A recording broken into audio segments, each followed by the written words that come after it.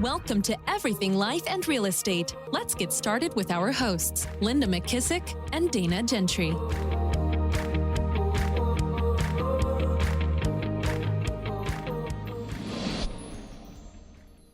Hi, everyone. Welcome to Everything Life and Real Estate. I'm Linda McKissack.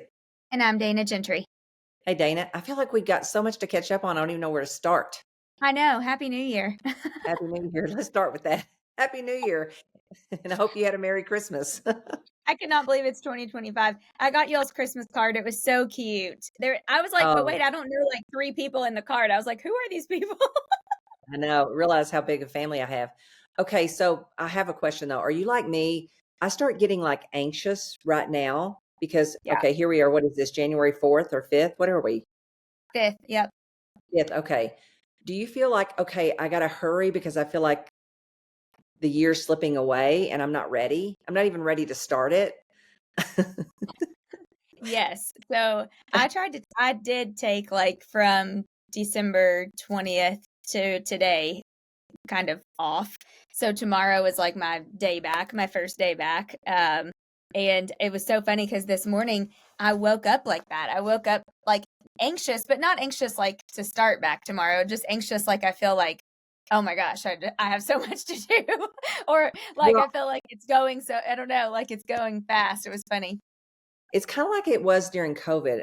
Looking back, I feel like I'm anxious about that I could have used this downtime a little bit better to prepare. Yeah. That I feel like, okay, here it is Sunday. It's the last really day to prepare. And it's like, I'm almost anxious because why didn't I kind of prepare a little bit more before? Yeah. You know, what did I waste my time on? I think it was a lot of YouTube maybe or something. I don't really know.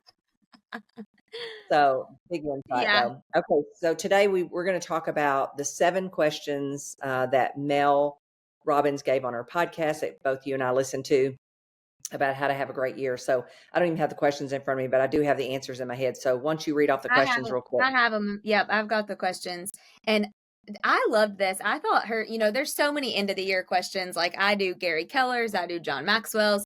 There's so many that I'm like, everybody has their end of the year questions, but she had a few that I had never done before. And I thought that they were really good. But the one thing that she said that I really liked was, the answers will be personal and powerful, but doing a reflection audit and reliving the year by your photos and your calendar really kind of gets you into a good headspace for the next year.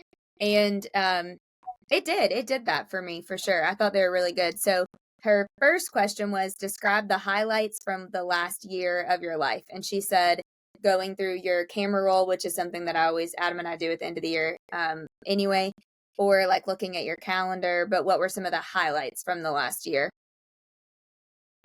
Do you want me to go first? Oh, yeah. I had a ton, honestly. I was like, man, but last year for me, I felt like the biggest highlight was I had a really good balance of work and professional life, but we did so much last year. Like even the kids, we were like, golly, we did a ton of stuff last year. Like we just lived it up. I mean, we went to concerts and football games and all these, conferences. And it was just, I felt like for the first time in a long time, I did a lot professionally, but it didn't like overrule my entire year like it normally has in the past. So I was proud of that, and I felt like that was a big highlight. Well, and don't you think that it makes you, when you do that, makes you want to be more efficient when you're at work so that you can definitely be present when you're doing all those things and you can do more of them? And the only way to do more of them is to get more efficient in the time and in the tasks that you are doing. Yeah, well, I think more efficient and have more talent around you, because I had more talent last year in leadership roles than I have had in the last 3 or 4 years. And I was able to see that by having those great people, it allowed me to actually be more intentional with my time when I needed to be, and then to be able to be present to enjoy the other things too. Because a highlight for me last year was just some of the talent that I have. And that was just huge wins, a huge win. Yeah, because I think a lot of people think it's either or, and I always think it's and. Yeah. And how can I do both of these things and do them extremely well? not either or. And I think a lot of people, what they do is if they feel like they had a great, year of spending time with family, making experiences, doing all those things, they had to sacrifice their career, their work, or their, business or whatever. And I think it's about and, not either or, Yep. but and. I totally agree with that. And in the past, I was someone who sacrificed. So it was good to see last year. I just felt like the first thing I said was I felt like I had a great balance. Yeah, that's awesome. So for me, I'm terrible about looking in the past. I don't go back and look at photographs. Yeah. So this was hard for me to make myself start doing, but once I did it, I thought, man, this is really cool. And you and I Yeah. have seen John Maxwell do this at one of our events every year. He always Yep. starts, puts his pictures up, tells what he learned from it, all that stuff. Yep. But for me, for some reason, I'm such a futuristic that Mm-hmm. I don't know what it is about looking backwards or thinking about the past or whatever. I don't do it very well. But I saw such benefit in doing this that I will continue to do this moving forward, Yeah. and maybe even a shorter period of time. Because for me, I saw, first of all, I have a beautiful family and we have so many great experiences because I committed several years ago to make sure those experiences happen. Yep. I look at those pictures and go, wow, we've really accomplished that. And it's all because I committed to it years ago to do it. So now I feel like it's a habit. It's not something that I have to remind myself to do. It's actually something that's just kind of automatic. But I also saw some gaps with, Yeah. because you saw on my Christmas card how big my family is. I saw Yeah. some gaps in, um, some family members aren't always in those, right? And so how do I figure out how to either do something separate with that group, or how do I figure out a way to do at least one thing with all of them? So Yeah. I recognized some gaps in my own family because it's so big, right? Yep. Um, and so I mean, I really saw that relationships matter so Mm-hmm. much. I mean, I went back and looked at our trip to Greece with John and all the amazing people that, Yeah. are always around at exchange with John and different pastors. And from that, I started, following Chris Hodges because I'm like, I Oh, like you. I love his sermons. So I've he's gotten my where I fave. listen to his sermons as much or more than I do my own church. But I know. anyway, I do too mostly, sometimes. especially when I'm traveling. But so I just think being exposed to great people who expose you to great people, and Yep. being a little more conscious about how do I consciously seek out those relationships. I noticed this the other night at dinner. We had a big group, and there's one lady here that I don't get to talk too much, but she lives here in Whitefish, and she's friends with Anna's parents and stuff. And her and I got to talking, and I paid attention to my energy because Mm-hmm. normally in a lot of stuff, I'm just listening to conversations. It's not anything I'm usually interested in, right? Because I mean, Yeah. it's honestly, people like us are rare, and you don't necessarily Totally. always get to hang around them unless you're, at work or Yep. business or a conference. But I noticed that how exciting and energizing, and her and my conversation was around health, and that's my second love besides Yeah. business. But it made me think about, okay, in my preparation for 2025, who are those conversations that I enjoy, that give me energy? And so it made me reach out and put in a future date, or mine and Jimmy's anniversary, two couples that we used to hang out with when our kids were in school together that we haven't hung out with. They're both all entrepreneurs. I I love always that. enjoy the conversation. It made me reach out to a text and invite them to dinner for when I get home. So Love I that. think just really paying attention to who are those relationships that you Mm-hmm. crave more of and that you find Yep. yourself having fewer of. And so I made a Yeah. conscious effort from that dinner to say, okay, and I think Mel Robbins' book, you and I both have been listening to it. Her chapter on friends was Yes. very, very good about how can I be Yep. more in charge of making sure those relationships are happening, and not just, oh, I'm so sad that we're not getting around with those people anymore. Yes, 100%. That was one of my favorite chapters. We're going to have to do another episode on our takeaways from Let Them because, oh my Yeah. gosh, it is Yeah. unreal. But relationships is such a good point because one of my big highlights from last year was our trip to the Dominican Republic with the kids. And I was thinking just really 2 years ago, we didn't have that strong of a relationship with Jen and Tim, who run the foundation Jen does that we went with, who are now some of our great friends. and in that chapter on friends and let them, because actually one of my the next question, I had one thing written down about friends, because I kind of I did lose a friendship last year that really meant a lot to me. But it was funny because I was thinking that friends do change in your season of life, like she talks about. Mm-hmm. Mm-hmm. And this was really the first year I've ever fully experienced that, probably, or last year was. And so that chapter really helped me. But the fact of just being purposeful with the relationships, like you said, and she talked about that, is so huge, because a lot of my highlights from last year were around things with relationships. Like, I totally forgot till I looked at my camera roll that we started the year at John Maxwell's house in Florida. And I was like, oh, I forgot we even did that trip. Like, Yeah. there's just so many things and so many relationships that we have now that I met from his house that are like some of my favorite relationships. So Mm-hmm. lots of highlights.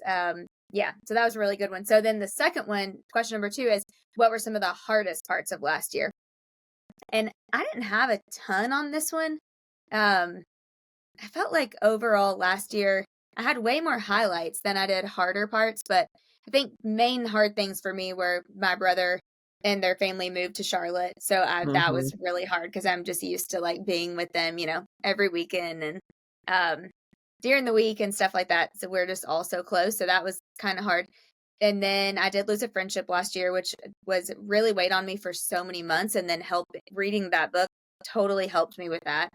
And then I Mm-hmm. really just had navigating competition and like business margins just being not as much as what I've been used to, Mm-hmm. just things around that I felt like were hard. But I also worked so hard on my mindset last year that I just didn't let them affect me as much as what I think some other people have. I don't know. But so I didn't have a ton of hard ones. What about you?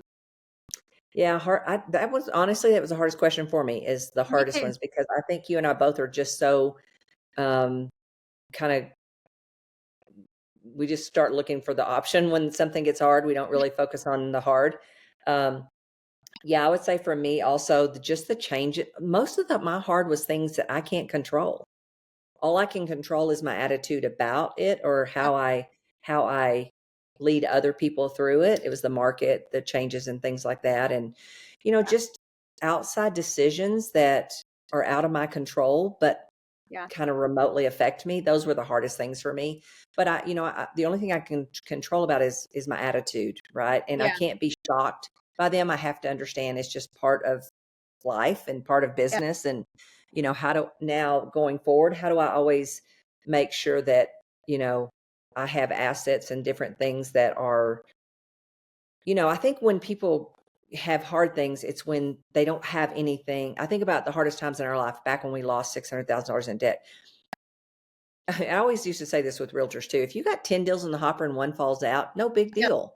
But if Yeah. you You've got always one said deal in the hopper and it falls out, big deal, right? that. So I think, again, my answer to everything is always more around areas that I might have had a blind spot that could happen. Yeah. And so to me, the hardest part for me is to recognize that I had a blind spot that I wasn't prepared for. And so number one, how do I have a great attitude about it? And then number two, how do I, moving forward, correct that?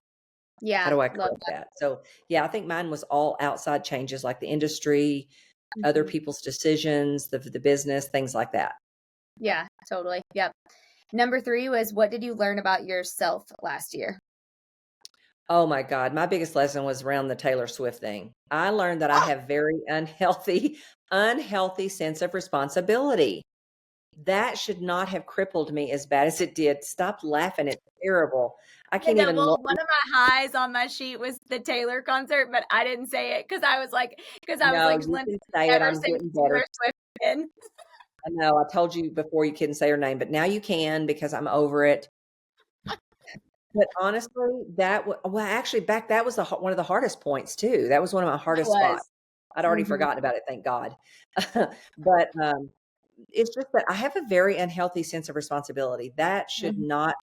I mean, Jimmy just looks at me like, "Are you crazy? Why would this be bothering you so bad?" And so I've got to figure that out. I don't know if it's going to be a therapist, or I'm just going to have to learn how to say, let them stupid people take my money and try to figure out how to screw us out of this.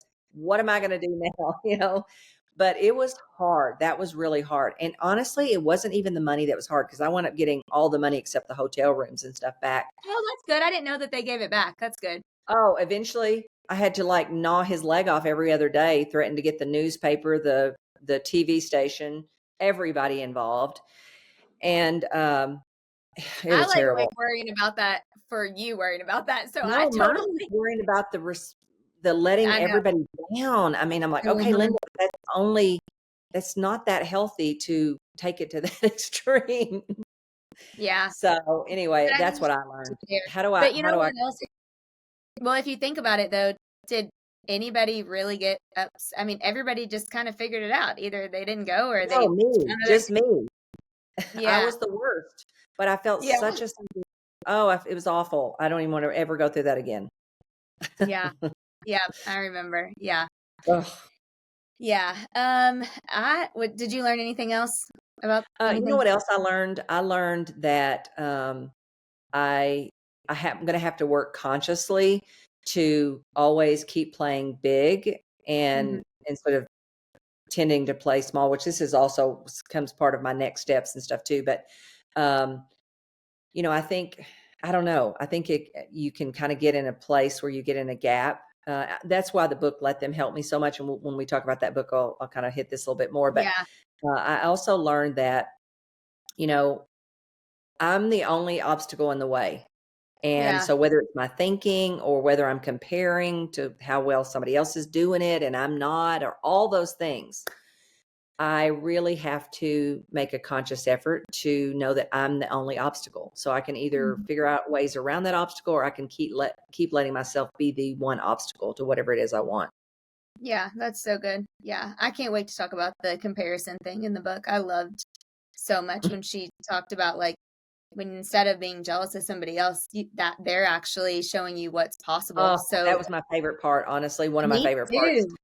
They are your evidence it can be done. And if you change the Yes, way you look at it to that, I feel like she is in my head most me days. I feel too. like, my gosh, that she's so relatable, She you is. know? I know. Yeah. Yeah. She really is. I had several that I learned last year. I actually, one of the biggest things I learned is that I had been procrastinating last year on a couple of like big things. And I Mhm, was really, what I learned about myself was I do like to follow a model. So I like mhm, to build, but I like to follow. So in the things I was procrastinating on, once I found the who had already done it and who already mhm, had the model and who I could just pay to mhm, coach me, to show me the model, like now I'm mhm, ready to go with it. But like I just was like stuck on a couple of things and I couldn't figure out why. But I really think it was because I've gotten so used to models in my head now that I was like, wait a minute, I want it to be good and I want to follow a proven model that's already worked instead of just like yeah, wasting time. So I don't know. I think I learned one that I like to follow models more than I thought that I did. Um, I definitely learned, I already knew this about myself, but more last year that I'm a builder, not a great maintainer. I mm, get kind of blah in maintaining.